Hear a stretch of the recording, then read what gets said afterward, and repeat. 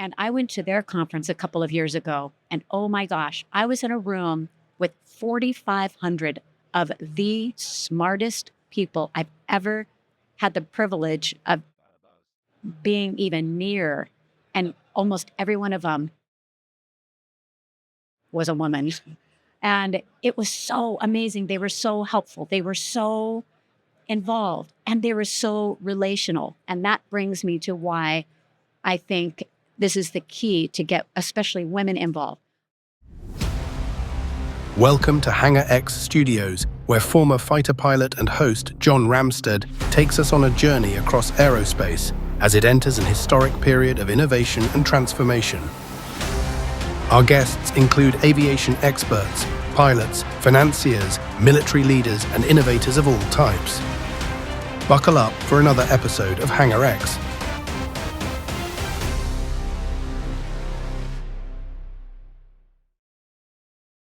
Today's episode is brought to you by our platinum sponsor, XTI Aerospace. They are powering the vertical economy, building a long-range VTOL, and you can find more at xtiaerospace.com. Now, please remember to like, comment, and share on this channel, and enjoy today's podcast.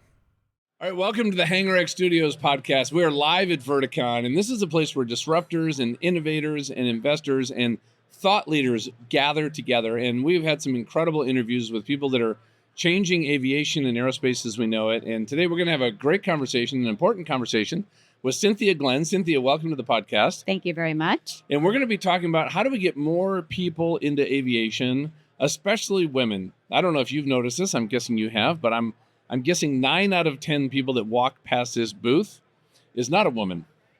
So we need to get, I think, more women in aviation. And I volunteer through my EAA chapter back in Denver with Young Eagles. And we've really done a good job. I think we have what Young Eagles is. It's a phenomenal program.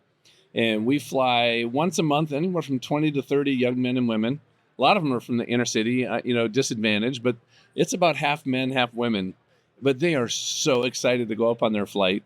And we had, I don't know if you know Stephanie Chung. We had Stephanie Chung on. Oh, I do know that. Oh, she is incredible. She started out as a baggage handler. Mm-hmm.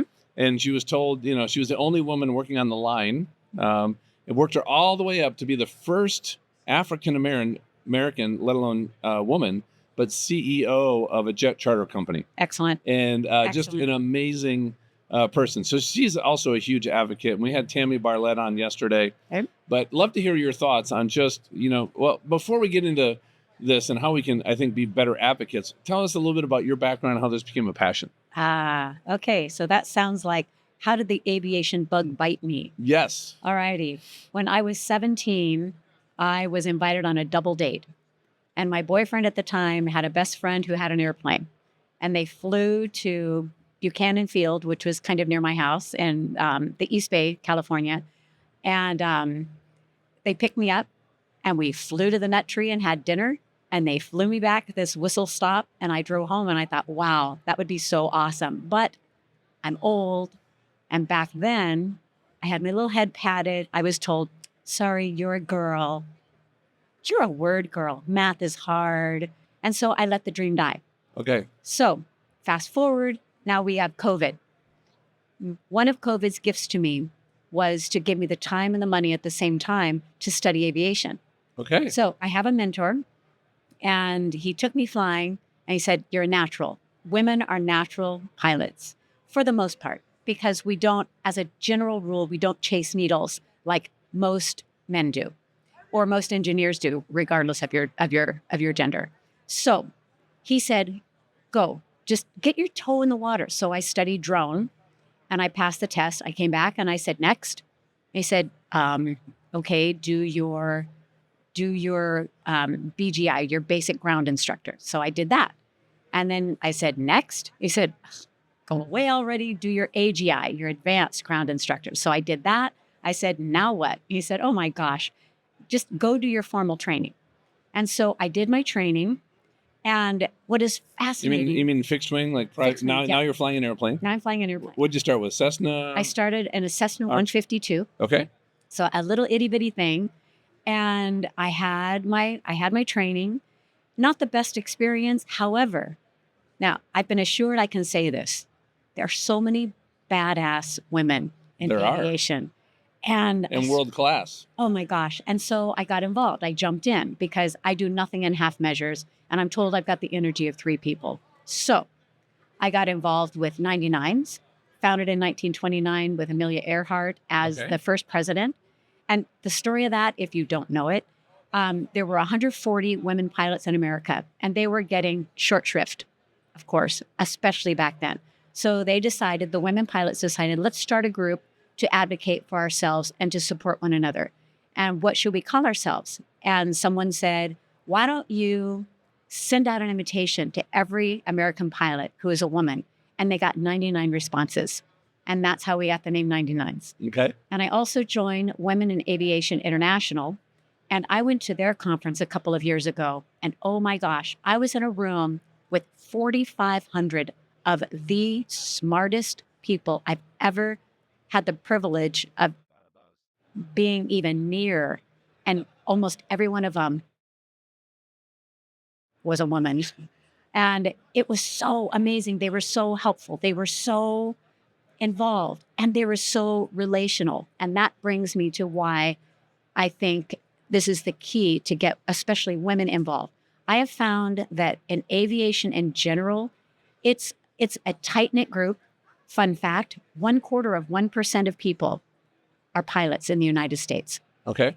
And out of that, maybe 20% are women. Okay. So by having these women, So the people that are pilots is I think there's 700,000 licensed pilots. something like that, So 20% are women? 20% of the pilots, but the population, 1/4% of the entire population Or is even a pilot. pilots. Yep. Yep. Okay. And so what I'm finding is that aviation is so close-knit, and it's a small community, and it's an elite community because you have to be so skilled to do well. So what happened is, because it's so relational, what I do to get women involved is I personally invite them. Come to a meeting. Let me tell you about this conference. Let me tell you about what we're doing. Come to this, come join me, come do this. And right now I'm personally mentoring 5 women. In fact, I think I just got Paige on board. Oh, good. You know what? I've been telling Paige, she not only needs to get her drone license, but I'd love to see her get her pilot license. Oh, well, she's way ahead of you, John. She's working on it. So I told her, let me help. Paige is our marketing operations specialist, and she is amazing. She's a rock star. She is a rock star. She's a badass, and she's not even old enough And yet she's world class. Yeah, I'm telling you what. You know, as a matter of fact, she's the volleyball coach. She told me that. And her team won the state championship, 3?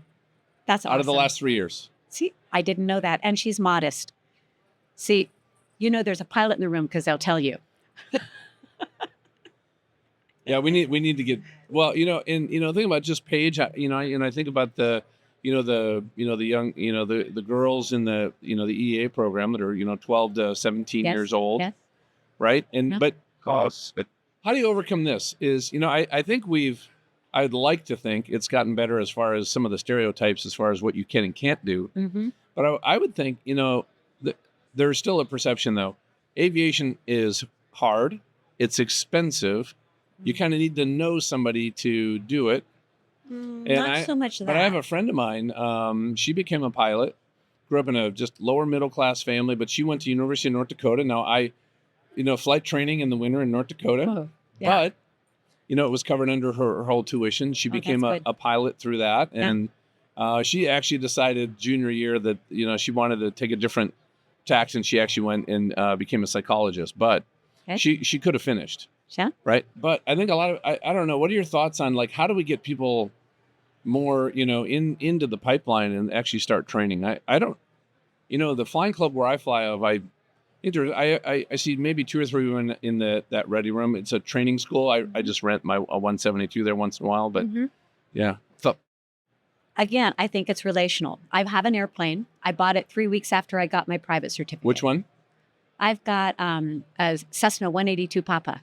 Oh, I love 182s. Love my aircraft. In fact, I was telling Paige earlier, I came this close to buying a second 182, but I walked away because I walked away. It didn't feel right. And I thought, if I don't have peace about it, I'm not doing it. Yeah. And so I said, whatever. But the way I'm doing it, is because it's relational and it has to be individual, in my opinion. Because even if we come to this show and you've got how many people here, it only takes one person to say, come with me.